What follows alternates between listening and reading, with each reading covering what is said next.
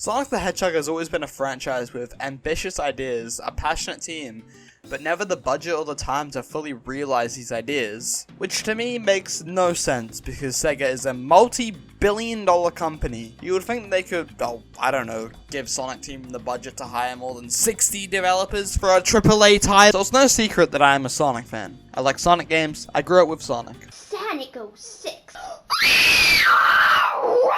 Idiot! And the newest Sonic game, Sonic Frontiers, has just come out. And yes, the review is still being worked on.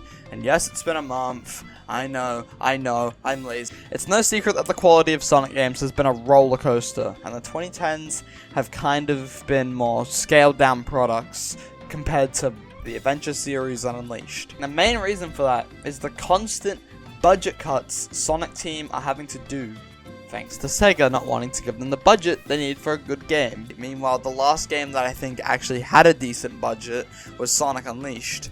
Don't actually have a lot of information on the budget or the dev team, but it was definitely higher than Frontiers' dev team. Honestly, Sega does not give a shit about Sonic though, and it's due to the exact reason that Sonic is a bad investment for the reason they won't give him money.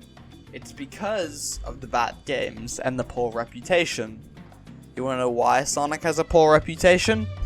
Bing bang bada bing, you got it right. It's because they didn't give him the correct budget, or the time, or the developers, which are things you need to make something. It's like the teacher asking you to make a school project in like 7 minutes. Meanwhile, it's like an essay, and you're crying. The reason Sonic games come across as bad, like Sonic 06 and Sonic Forces and Sonic Boom, are because one, they had really ambitious ideas, and probably when they pitched it to Sega, they gave them the green light, except, they got a McDonald's gift card, and that was their fucking budget. And it sucks, because they have really good ideas, like Sonic 06, a giant grand story with multiple perspectives and everything. It's gonna be amazing.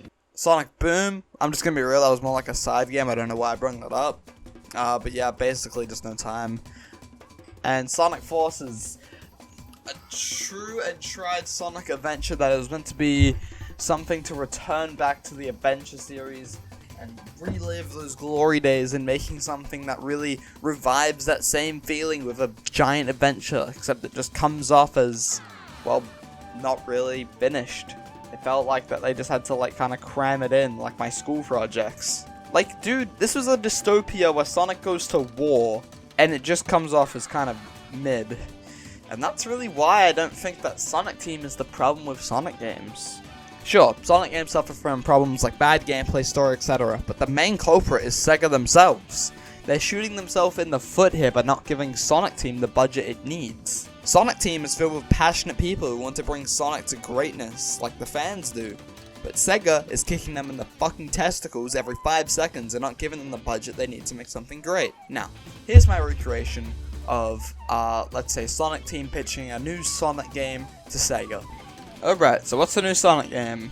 It's got Sonic, Tails, Knuckles, Shadow, everyone to be playable. It's open world, it'll be 50 hours in total, and yeah, it's just gonna be completely great idea. Let's do it.